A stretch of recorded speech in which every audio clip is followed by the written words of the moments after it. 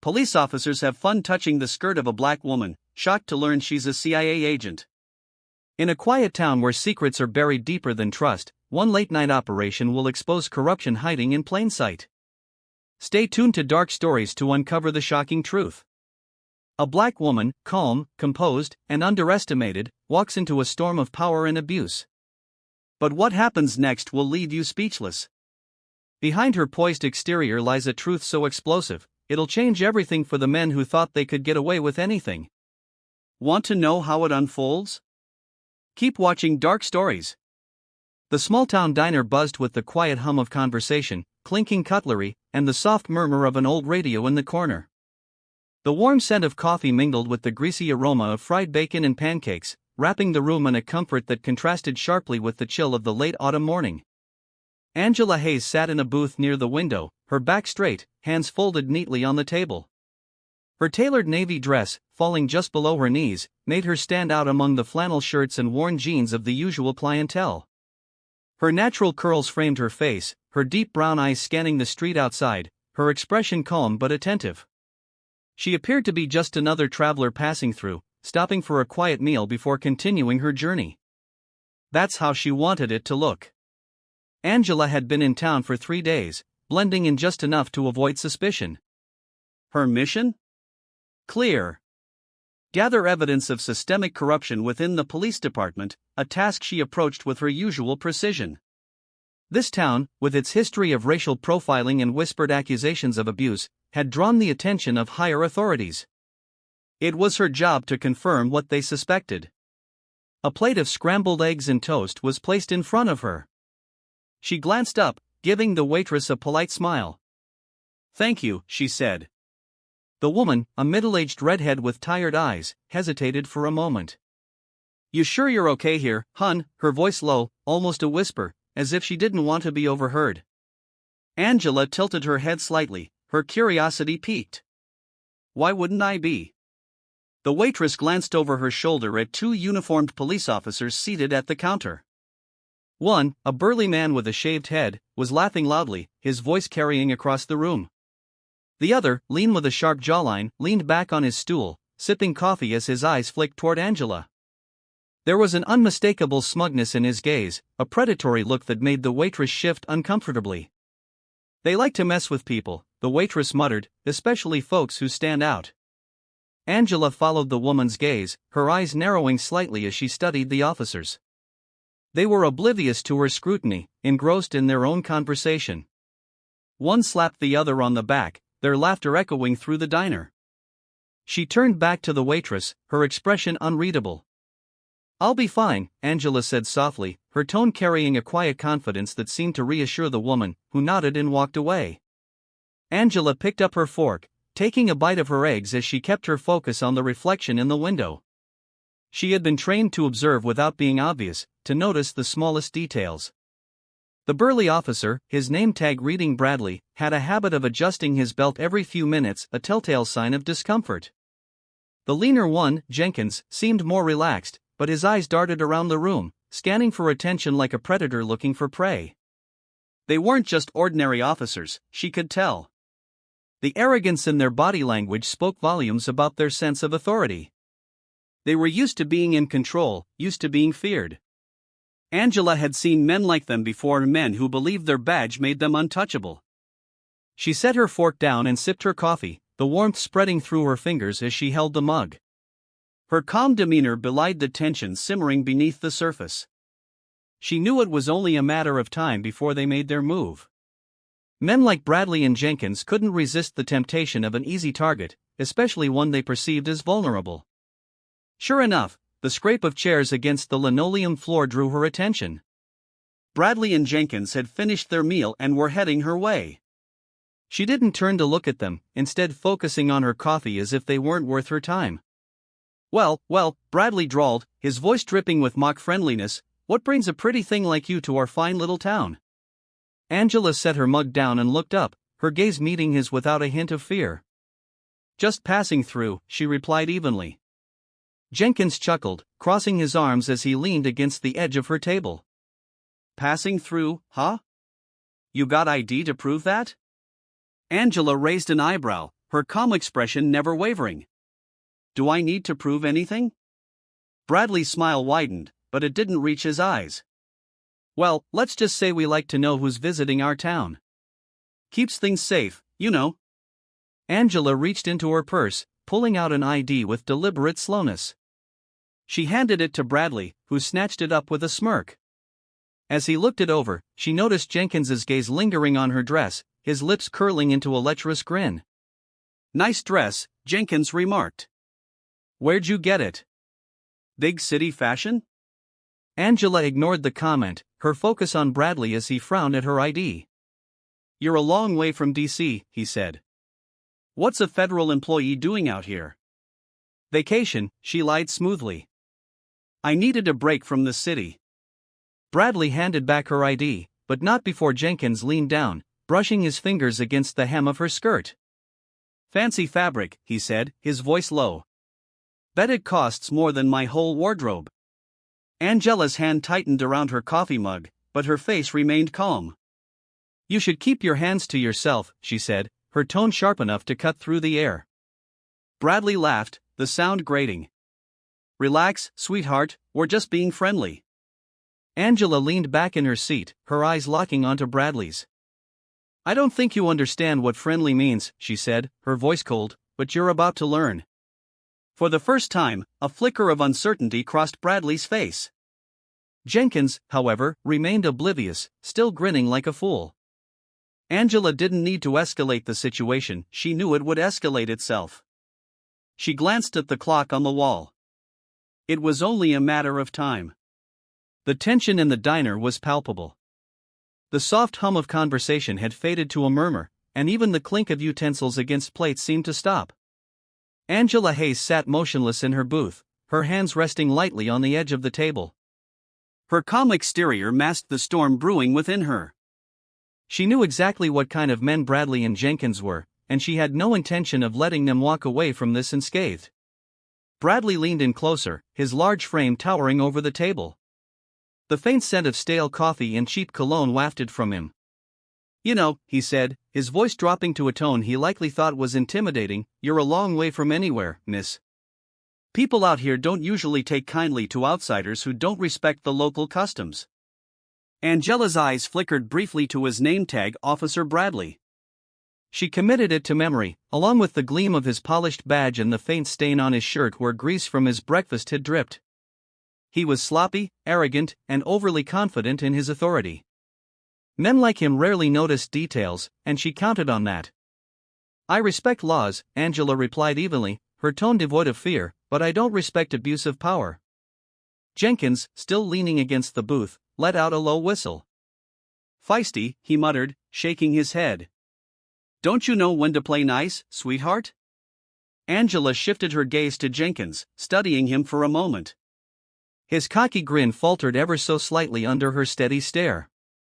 If you think nice means tolerating harassment, she said, her words precise, her voice a razor's edge, you're mistaken. Around them, the diner patrons were watching with varying degrees of unease. The waitress who had served Angela earlier lingered behind the counter, wringing her hands as she exchanged worried glances with the cook. A young man sitting by the window had his phone out, recording the scene despite his trembling hands. Angela noticed it all without turning her head, every movement, every sound. She had been trained to read a room, to analyze threats, and to anticipate outcomes. And right now, the room was a powder keg waiting for a spark. Bradley's face darkened at her words, his arrogance giving way to irritation. You're pretty mouthy for someone who's not from around here, he said, his voice laced with menace. Maybe we should take this conversation somewhere more private. Angela's grip on the edge of the table tightened imperceptibly. If you think that would intimidate me, she said, you're welcome to try. Jenkins laughed, a short, harsh sound. She's got a mouth on her, Brad. Maybe she needs a lesson in respect. Bradley nodded, his expression hardening. That's exactly what I was thinking. He reached for her arm, his hand moving with deliberate slowness, as if he enjoyed the theatrics of asserting control. Angela didn't flinch, didn't move. She simply watched his hand approach, her calm demeanor never wavering. But before he could touch her, she spoke. I wouldn't do that if I were you. Bradley hesitated, his hand hovering in midair. And why is that? He asked, his tone mocking. Angela leaned forward slightly, her voice dropping to a near whisper. Because you're making a mistake you won't be able to walk away from. For a brief moment, uncertainty flickered across Bradley's face. He glanced at Jenkins, who shrugged as if to say, she's bluffing. Emboldened, Bradley smirked and grabbed her wrist. It happened so fast that the bystanders didn't realize what was happening until it was over. 1 second, Bradley was gripping Angela's wrist, and the next, he was flat on his back, his breath knocked out of him. Angela had twisted his arm and swept his legs out from under him in one fluid motion, her movements precise and controlled. Jenkins stepped forward, reaching for his weapon, but Angela was faster. She stood and blocked his reach, her presence commanding the room. That's enough, she said sharply, her voice cutting through the tension like a blade. Bradley groaned as he sat up, clutching his wrist. What the hell was that? He spat, glaring up at her. That, Angela said, her voice steady and cold, was a warning. Jenkins, still stunned, took a cautious step back. Who the hell are you? Angela pulled a small leather wallet from her purse, flipping it open to reveal her credentials. The shiny badge and the bold letters of the Central Intelligence Agency caught the light, drawing gasps from the bystanders. I'm someone you should have thought twice about harassing, she said, her gaze piercing. But now, it's too late. Bradley's face turned ashen as he struggled to his feet. You're lying, he stammered. This has to be fake. Angela smiled, a small, knowing smile that sent chills down his spine. Would you like to test that theory? Because I assure you, your careers are about to take a very public nosedive. The diner erupted into murmurs, the young man with the phone lowering it slightly, his mouth agape. The waitress behind the counter crossed her arms, her expression shifting from fear to satisfaction. Justice was finally being served, and the whole town was watching on Dark Stories.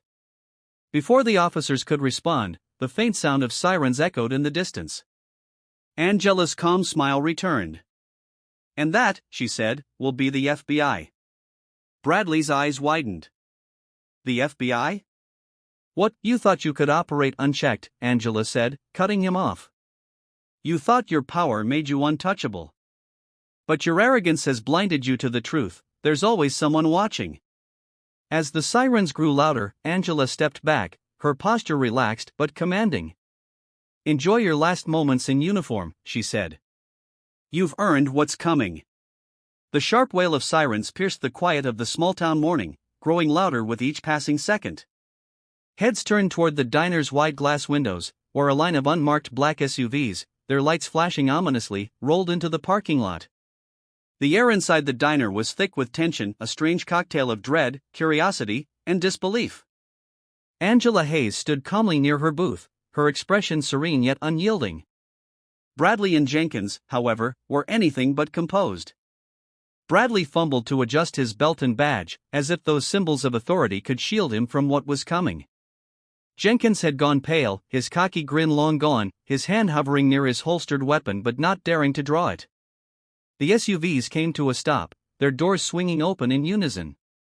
Men and women in crisp black suits stepped out, their movements deliberate, their faces unreadable. The insignia of the Federal Bureau of Investigation gleamed on their lapels, unmistakable even to those who had never encountered federal agents before. The first agent to step into the diner was a tall man with salt and pepper hair and a sharp gaze that swept the room in seconds. His name tag identified him as Special Agent Carter, a name that carried weight in law enforcement circles. Angela's lips curved into the faintest hint of a smile. She knew Carter well, his reputation for dismantling corruption preceded him. Carter's eyes landed on Angela. He gave her a small nod, his expression neutral but respectful. Agent Hayes, he said in a voice that carried authority, are you all right? Angela inclined her head slightly. I'm fine. But these officers, she gestured toward Bradley and Jenkins without looking at them, are not. The room erupted in murmurs, bystanders whispering in hushed tones, their shock evident. The young man who had been recording the confrontation earlier now held his phone higher, capturing every second of the unfolding drama. Wait a minute, Bradley sputtered, his voice cracking under the weight of his panic. What is this? We didn't do anything wrong. This is a setup. Carter turned his gaze on the officer, his eyes cold. Officer Bradley, you're speaking to a CIA agent and interfering with an ongoing federal investigation. Do you really want to dig that hole any deeper? Jenkins took a step back, bumping into a table. We didn't know. She didn't say who she was. Angela's voice, calm and steady, cut through the chaos. You didn't ask. Instead, you chose to harass me. You abused your power because you thought I was defenseless. You assumed your badge made you untouchable. Bradley pointed a trembling finger at Angela. You don't understand. We were just doing our job. Touching my skirt, Angela interrupted, her tone icy, making crude comments, threatening to take me somewhere private. If that's your job, Officer Bradley, then you're not fit to wear that uniform. Carter raised a hand, silencing the room. Enough, he said firmly. He turned to one of the agents behind him, a younger man holding a tablet. Agent Daniels, read them their rights. Daniels stepped forward, his expression blank as he began. Officers Bradley and Jenkins, you are under arrest for harassment, abuse of power, and interfering with a federal investigation. You have the right to remain silent. What? Bradley shouted, his face turning red. You can't do this. We're police officers. Angela crossed her arms, her eyes locked on Bradley. You think your position protects you? It doesn't. In fact, it makes your actions even more reprehensible. Jenkins raised his hands in a feeble attempt at defense. It was a misunderstanding. We didn't mean any harm. Angela stepped closer to him, her voice dropping to a dangerous whisper. When you touched me, you didn't see a person. You saw someone you thought you could intimidate, humiliate, and control. But here's the thing, you were wrong. Very wrong. The bystanders watched in stunned silence as the FBI agents moved to cuff Bradley and Jenkins. The young man with the phone muttered, they're actually getting arrested. I can't believe this. The waitress who had been nervously twisting her apron suddenly stepped forward. It's about time someone did something, she said, her voice trembling but determined. Those two have been terrorizing this town for years. Angela turned her gaze to the waitress, her expression softening. Thank you, she said quietly. Your courage to speak up will make a difference. The waitress blinked rapidly, as if holding back tears. I'm glad someone finally stood up to them. As the agents led Bradley and Jenkins toward the door, Bradley turned his head, desperation etched across his face. This isn't over, he shouted. You'll regret this. Angela didn't flinch. She simply watched as they were escorted outside, their protests muffled by the sound of the SUV doors slamming shut. Carter approached Angela, his demeanor professional but warm. You handled that well, he said. You could have called us sooner. I wanted them to show their true colors, Angela replied. Now there's no room for excuses. Carter nodded, then gestured toward the door. We'll take it from here, but I'll need your report. Angela gave a small smile. It's already written in my head. Angela turned to the crowd, her voice calm but firm. You've seen today what happens when people abuse their power. But you've also seen what happens when someone stands up to it. Don't let fear silence you. Hold your leaders accountable. This town deserves better. The room was silent for a moment, then a smattering of applause broke out. The young man with the phone put it down and clapped, the sound growing louder as more people joined in. Angela gave them a final nod before following Carter out the door. As the last of the SUVs pulled away, the diner settled into an uneasy quiet, the weight of what had just happened sinking in. The quiet hum of the diner returned after the fleet of black SUVs disappeared down the street, but it was far from the same. Conversations that once buzzed with mundane topics now revolved around the spectacle they had just witnessed. Bystanders whispered in low tones, their faces marked with astonishment, unease, and, for some, quiet satisfaction. Angela Hayes remained seated at her booth, sipping the last of her now lukewarm coffee. Her gaze distant, her expression unreadable to the casual observer, she appeared calm, but beneath her composed exterior, Angela's mind was busy calculating her next steps. The waitress who had warned Angela earlier approached her table cautiously, her hands fidgeting with the edge of her apron. "Miss Hayes," she ventured hesitantly. Angela looked up, offering a small, reassuring smile. "Yes?" "I just wanted to say thank you," the waitress said, her voice trembling slightly. "What you did, standing up to them, that took courage. Not many people would have done that, especially not around here." Angela set her coffee mug down gently. "It wasn't just about standing up to them," she said. "It was about making sure they couldn't hurt anyone else." The waitress nodded, tears glistening in her eyes. "You don't know how long we've been dealing with men like them. The whole department, they're all the same. They think they own this town." Angela tilted her head, studying the woman. "What's your name?" she asked softly. "Linda," the waitress replied, her voice barely above a whisper. "Well, Linda," Angela said, leaning forward slightly, "what you did today took courage too. Speaking up, even in small ways, can make a difference." Linda wiped at her eyes with the corner of her apron. "I just hope it's enough." Angela's gaze hardened slightly, the fire in her eyes returning. "It will be. People like Bradley and Jenkins thrive on fear and silence. The moment you take that away from them, they crumble." Angela glanced around the diner, noticing the wary glances from the remaining patrons. Some looked away when their eyes met hers, while others offered small, encouraging nods. It was clear that the town was grappling with the weight of what had just unfolded. A man in his late 40s, wearing a weathered denim jacket, approached her table next. His hands were rough, the kind that spoke of years of manual labor. "Ma'am," he began, his voice low but steady, "I just wanted to say, we've needed someone like you around here for a long time."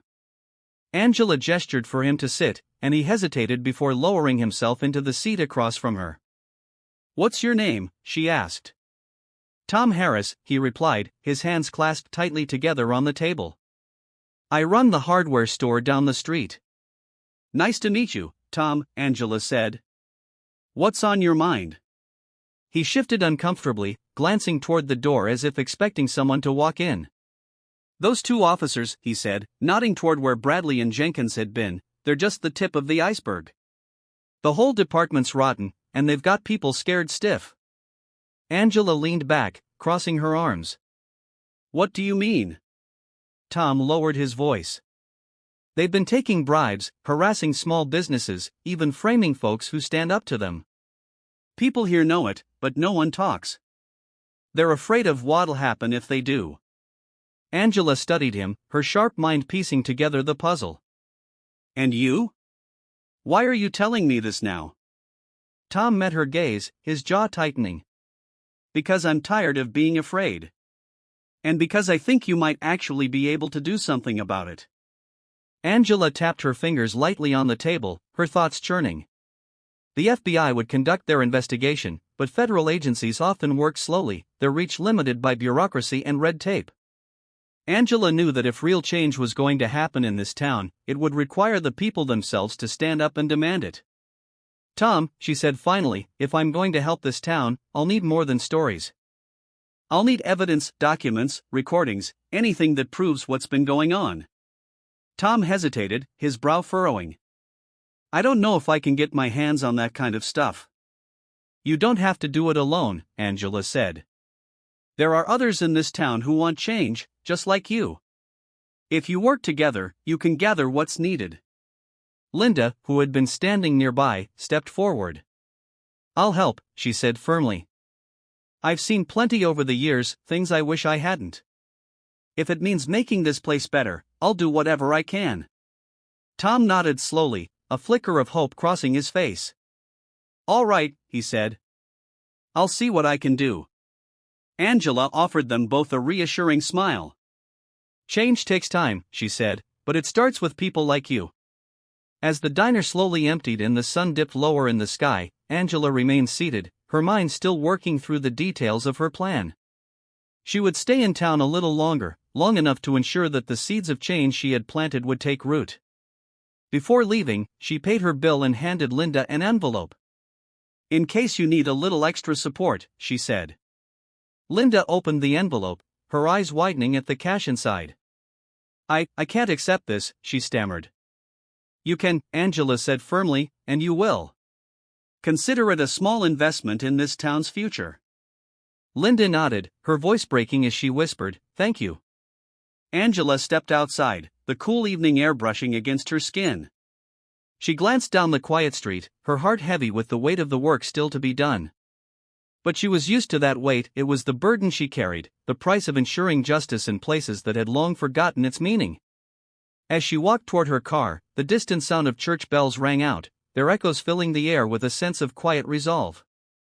Angela paused for a moment, letting the sound wash over her, then, with a steadying breath, she continued on her way, her mission far from over. Angela Hayes stood at the edge of the town's small park, the golden hues of the late afternoon sun casting long shadows across the cracked concrete paths. A soft breeze carried the scent of freshly cut grass, mingled with the faint aroma of frying oil from a nearby food truck. The park was quiet but not empty. A few children played on the rusting swings, their laughter ringing out sporadically. Their parents sat nearby, exchanging muted conversations, their voices tinged with an undercurrent of weariness. Angela was used to this feeling, a town weighed down by unseen chains. Fear, apathy, and hopelessness often hung in the air in places like this, but she had seen it before, and she knew how to dismantle it. Change never came easily, but it always started small. Seeds planted in unlikely soil could still grow strong. Angela walked slowly, her low heels clicking softly against the pavement, observing the small groups of people scattered across the park. Her presence turned a few heads, but most quickly looked away, unwilling to engage with a stranger. She understood their hesitance, it wasn't personal, it was the reflex of a community that had been taught to keep its head down and avoid trouble. Near a wooden bench that overlooked a patchy flower bed, Angela spotted Tom Harris sitting with an older man. The man's face was lined with deep wrinkles, his hands gnarled from years of labor. He looked up as Angela approached, his eyes narrowing slightly, but Tom quickly stood and waved her over. Miss Hayes, Tom said, gesturing to the older man, this is Henry. He's someone who knows a lot about this town. Angela extended her hand. It's a pleasure to meet you, Henry. Henry hesitated for a moment before taking her hand, his grip surprisingly firm. Can't say I've met anyone like you before, he said, his voice gravelly. You got folks talking, you know. Angela smiled faintly. I hope they're saying good things. Henry let out a dry chuckle. Depends on who you ask. Some think you're trouble. Others think you're exactly what we've been needing. And you? Angela asked, meeting his gaze. Henry leaned back on the bench, studying her. I've lived here long enough to know this place doesn't change. People like Bradley and Jenkins, they've always run things. Different faces, same corruption. But what you did at the diner? That shook things up. Angela took a seat on the bench beside him, her movements deliberate, her tone calm. Change doesn't happen overnight, she said. It starts with people willing to take a stand. People like Tom. People like you. Henry's eyes narrowed again. I'm an old man. I don't have much left to stand for. You'd be surprised, Angela replied gently. Sometimes the smallest actions have the biggest impact. Over the next hour, Angela listened as Henry and Tom shared stories of the town's struggles. Henry spoke of how the police department had grown more corrupt over the years, abusing its power to extort money from local businesses and intimidate anyone who dared speak out. Tom added details about how officers like Bradley and Jenkins often targeted minorities and newcomers, ensuring they always felt unwelcome. Angela took it all in, asking questions only when necessary. She was careful not to push too hard, knowing that trust was fragile in places like this. As the sun dipped lower in the sky, painting the horizon in shades of orange and pink, Henry finally leaned forward, his voice dropping to a conspiratorial whisper. There's a storage unit, he said, out near the edge of town. Bradley and Jenkins have been using it for years to stash whatever it is they don't want people finding. I've seen them there, late at night, loading and unloading boxes. Angela's interest sharpened. Do you know what's in the boxes? Henry shook his head. No, but if you're looking for proof, that's where you'll find it. By the time Angela left the park, the air had grown cooler, and the faint glow of streetlights cast long shadows on the cracked sidewalks. Her steps were measured, her mind working through the details of what Henry had shared. The storage unit could be the key to exposing the full extent of the department's corruption, but she knew it wouldn't be easy. People like Bradley and Jenkins didn't operate without covering their tracks. Her phone buzzed in her pocket, pulling her from her thoughts. She glanced at the screen and saw a message from Special Agent Carter. Any leads? Angela paused under a streetlight, her fingers hovering over the keyboard. After a moment, she typed a reply, *yes. Potential evidence location identified. We'll investigate and report back, *. She slipped the phone back into her pocket and continued walking, her resolve hardening with each step. This wasn't just about exposing Bradley and Jenkins anymore, it was about dismantling the entire system that had allowed them to thrive. And for that, she would need to tread carefully, ensuring that every piece of evidence she uncovered was airtight. The next morning, Angela returned to the diner for breakfast. The atmosphere inside was noticeably different, conversations were livelier, the air less tense. Linda greeted her with a genuine smile, placing a plate of scrambled eggs and toast in front of her without needing to ask. "You've got people talking," Linda said as she refilled Angela's coffee. "For the first time in years, it feels like something might actually change." Angela sipped her coffee, her gaze sweeping the room. She noticed Tom sitting with a few other townsfolk, gesturing animatedly as he spoke. Henry was seated by the window, nodding slowly as he listened. It was subtle, but the shift in the town's energy was undeniable. Angela allowed herself a small smile.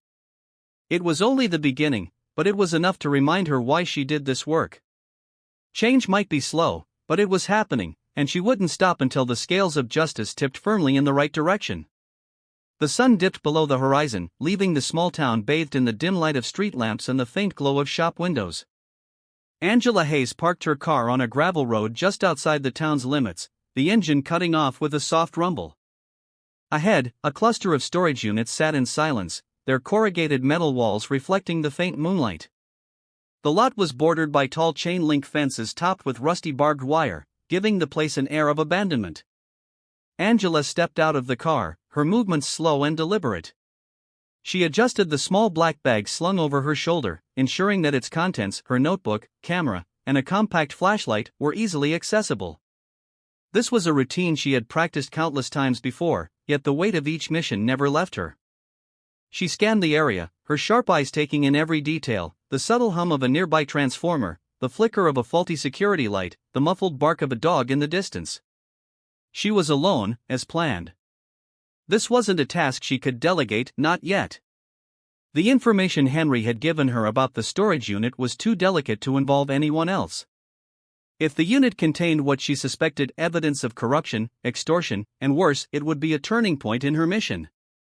Angela crouched near the edge of the fence, pulling out a pair of small binoculars from her bag. Through the lenses, she surveyed the lot. The storage units were arranged in neat rows, their faded numbers barely visible under the dim lights.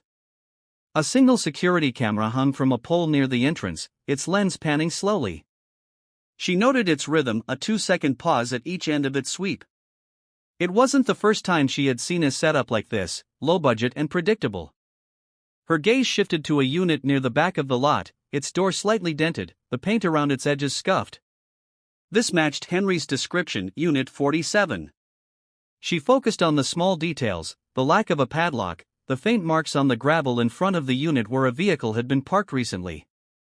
Someone had been here, but they weren't here now. Angela exhaled slowly, she had the advantage. Pulling on a pair of thin gloves, Angela approached the fence, her movements soundless on the gravel. She reached into her bag, retrieving a compact set of tools.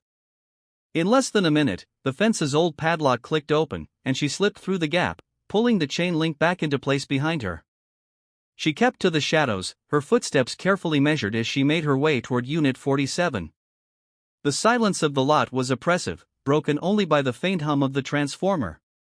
Her pulse quickened, though her breathing remained steady, every nerve in her body attuned to her surroundings, trained to detect the slightest sign of movement. Reaching the unit, she crouched beside the door, running her gloved fingers along its edges. The latch mechanism was simple, a standard sliding lock that required little effort to disengage. She hesitated, listening. The stillness was deafening. Satisfied, she pulled the latch free and lifted the door just enough to slip inside. The interior of the unit smelled of dust and damp metal. Angela clicked on her flashlight, its narrow beam cutting through the darkness. Stacks of cardboard boxes lined the walls, some sealed with fresh tape, others partially open. She moved carefully, her light skimming over the labels, invoices, receipts, confiscated items. One box in particular caught her attention, its label reading evidence pending disposal. Angela knelt beside it, her hands steady as she opened the flaps. Inside, she found plastic bags containing various items, a bundle of cash, a handgun, and a stack of documents. Each bag was marked with case numbers, but the accompanying paperwork was incomplete, as if someone had deliberately erased key details. Her stomach tightened. This wasn't just a stash of confiscated goods, it was evidence of a system designed to exploit in silence. She took out her camera, photographing each item meticulously.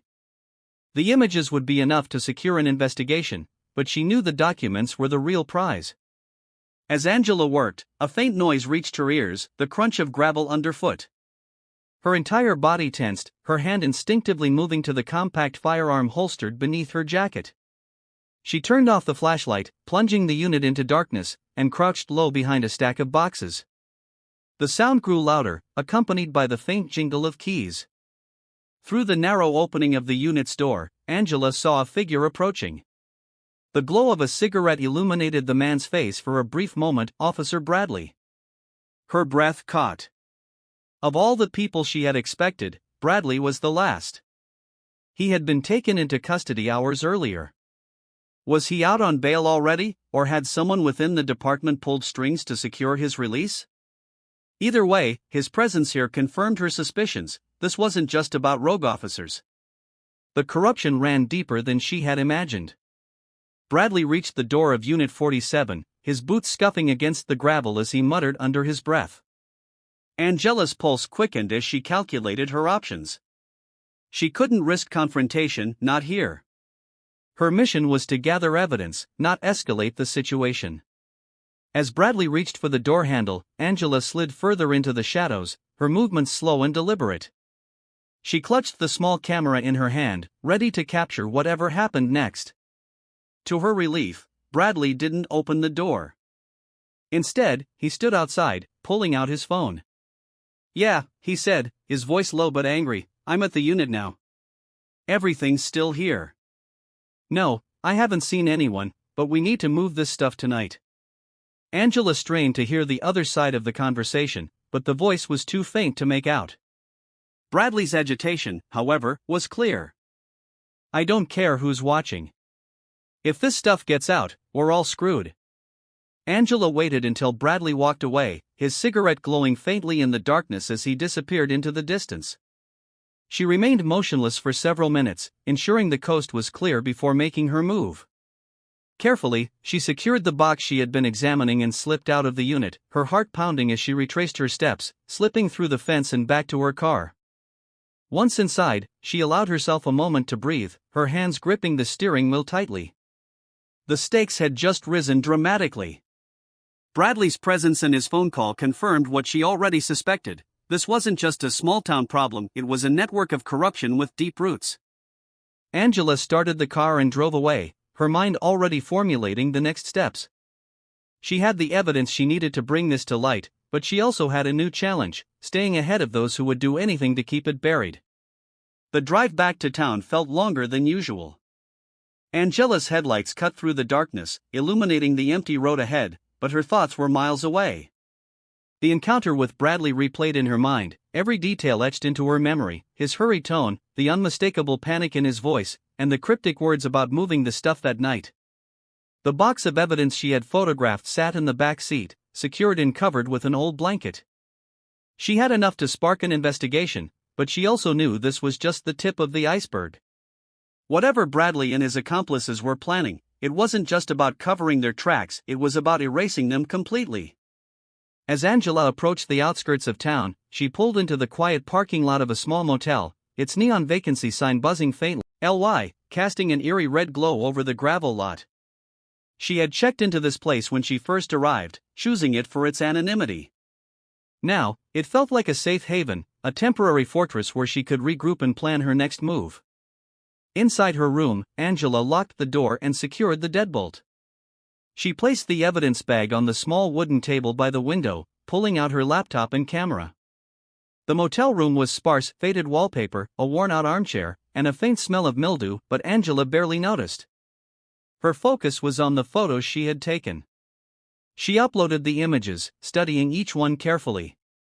The bags of cash were unmarked, their origin unclear, but their presence in a police-controlled storage unit raised more questions than answers. The handgun was another red flag. Its serial number had been partially filed off, suggesting it had been used in illicit activities. But it was the stack of documents that held Angela's attention the longest. The paperwork was incomplete, deliberately vague, but certain details stood out: case numbers linked to closed investigations, property seizure forms without signatures, and names of individuals who had allegedly been processed by the department. Angela's stomach tightened as she recognized a pattern. This wasn't random corruption, it was systemic. Her fingers hovered over the keyboard as she began typing a report, her words precise and factual. Every piece of evidence needed to be catalogued, every irregularity noted. If this was going to bring down the corrupt network, it had to be airtight. Angela's phone vibrated on the table, breaking the silence. She glanced at the screen. Special Agent Carter. She hesitated for a moment before answering. Agent Hayes, Carter's voice came through, steady but curious. You've been quiet. Any updates? I have evidence, Angela said, keeping her voice low. Photographs, documents, and confirmation of a storage unit being used to hide assets. But there's more. Bradley's involved, and he's not acting alone. He was at the unit tonight, making plans to move everything. There was a pause on the other end, and Angela could almost hear Carter processing the information. Are you certain? Certain enough to know they'll destroy the evidence if we don't act quickly, she replied. I need a team, Carter. Discreet, but effective. Carter exhaled audibly. I'll see what I can do, but this kind of operation takes time, and we need jurisdictional clearance. We don't have time, Angela said firmly. They're planning to move everything tonight. If we wait, we lose our chance. There was another pause, followed by Carter's reluctant agreement. I'll send backup. You'll have a small team within the hour. Don't engage until they arrive. Angela ended the call, her heart pounding. She trusted Carter, but she also knew how quickly plans could fall apart. She had to be ready for anything. The waiting was the hardest part. Angela sat in the armchair by the window, her laptop balanced on her knees. She had drafted her report, reviewed the photos, and planned contingencies for every scenario she could imagine. Still, the minutes dragged by, each one heavier than the last. Her thoughts wandered to the townspeople she had spoken with earlier: Linda, Tom, and even Henry. They had placed their trust in her, hoping she could bring about the change they desperately needed. Failure wasn't an option, not for them, and not for herself. She checked her watch. 45 minutes had passed. Her phone buzzed again, this time with a text from Carter, *team en route. ETA 15 minutes. Stand by. Angela set the phone down and rose to her feet, stretching out the tension that had built in her shoulders. She double-checked the contents of her bag: flashlight, gloves, tools, and a small recorder. Everything was ready. Now, all she needed was the team. Exactly 15 minutes later, a soft knock echoed through the room. Angela approached the door cautiously, peering through the peephole. A man and a woman stood outside, dressed in plain clothes but carrying themselves with the unmistakable demeanor of federal agents. Angela opened the door just enough to confirm their identities. Agent Hayes, the man asked, his voice low, his eyes sharp.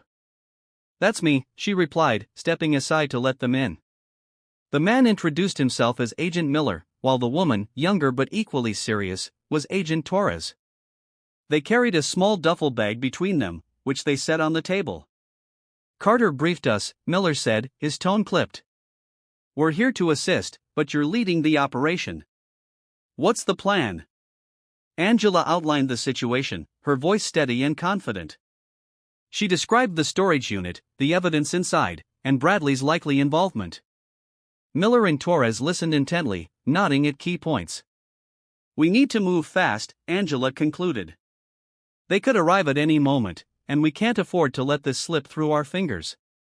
The team spent the next few minutes reviewing their equipment and syncing their plans. Angela felt a flicker of reassurance as she watched Miller and Torres work. Their efficiency and focus were reminders that she wasn't alone in this fight.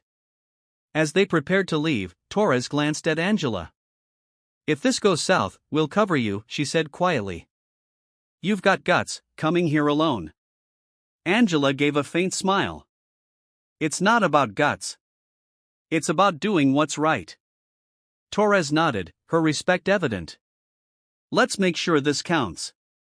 The three agents exited the motel, their movements swift and deliberate. The air was cool, the night sky dotted with stars that offered little comfort. As they approached their vehicles, Angela's mind raced through the plan one final time.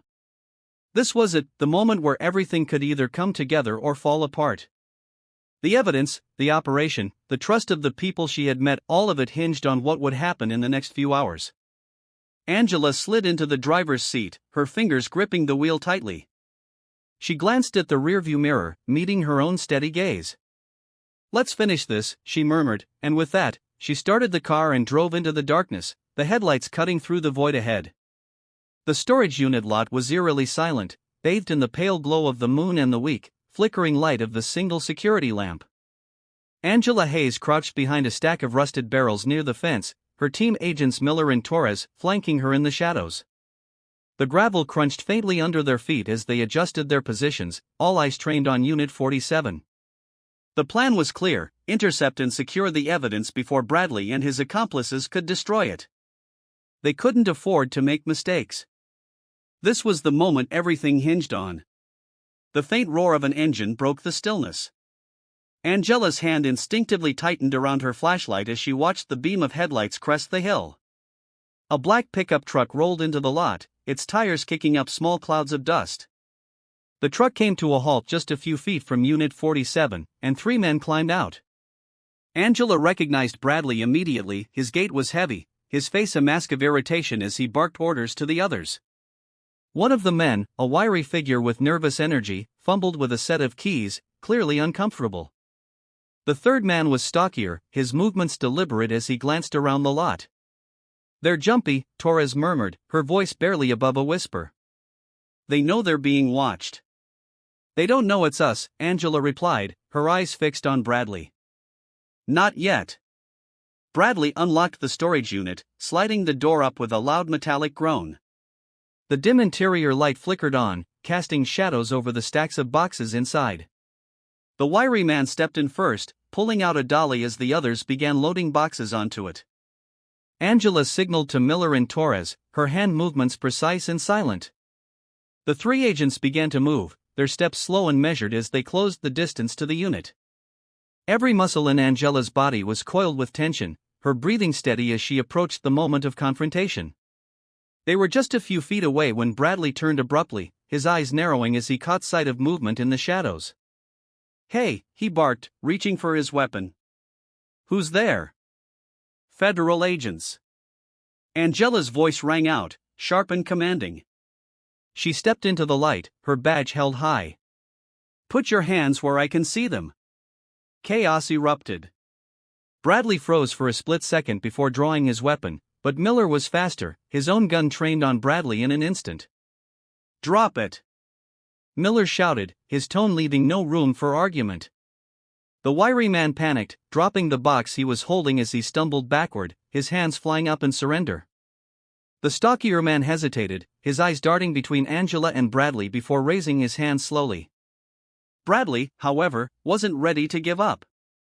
You've got no idea what you're messing with, he growled, his gun trembling in his hand. You think you can come into my town and drop the weapon, Bradley, Angela said, her voice calm but firm. She took a step closer, her gaze unwavering. This isn't your town anymore. For a moment, it seemed like Bradley might resist. His grip on the gun tightened, his jaw clenched. But then his gaze flicked to the agents behind Angela, to the badges gleaming under the harsh light, and the reality of the situation sank in. With a frustrated snarl, he let the gun fall to the ground. Miller and Torres moved quickly, securing the men in handcuffs as Angela stepped into the storage unit. Her flashlight swept over the boxes, confirming what she had seen earlier. The evidence was all there, undeniable proof of corruption, extortion, and abuse of power. She took a moment to let the gravity of it sink in. This was what justice looked like, raw and unfiltered. Outside, Bradley was still seething, his words venomous. "You think this is over?" he spat as Torres secured his cuffs. "You think taking me down will change anything? You're wasting your time." Angela stepped out of the unit, her expression calm but steely. She stopped in front of Bradley, her gaze locking onto his. "Change takes time," she said evenly, "but it starts with taking out people like you." Bradley sneered but said nothing, his confidence visibly cracking. By dawn, the storage unit lot was swarming with agents. Evidence was being catalogued, vehicles loaded with boxes, and every detail meticulously documented. Bradley and his accomplices sat in the back of separate SUVs, their faces grim as they awaited transport. Angela stood near the edge of the lot, her arms crossed as she watched the operation unfold. She felt the weight of exhaustion settle over her, but it was tempered by the quiet satisfaction of a mission accomplished. This wasn't the end, far from it, but it was a critical victory. Miller approached, a small smile tugging at the corner of his mouth. "You did good, Hayes," he said. "This is going to make waves." "It's a start," Angela replied, her tone thoughtful. "But there's more to uncover.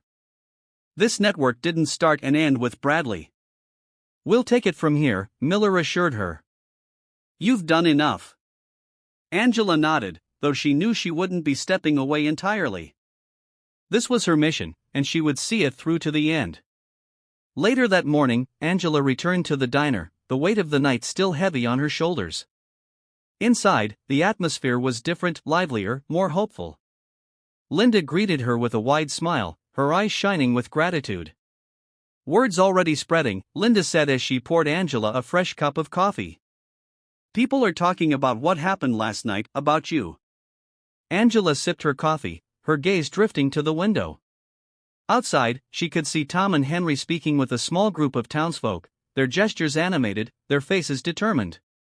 "It's not about me," Angela said quietly. "It's about this town. They're the ones who will make the change." Linda nodded, her expression thoughtful.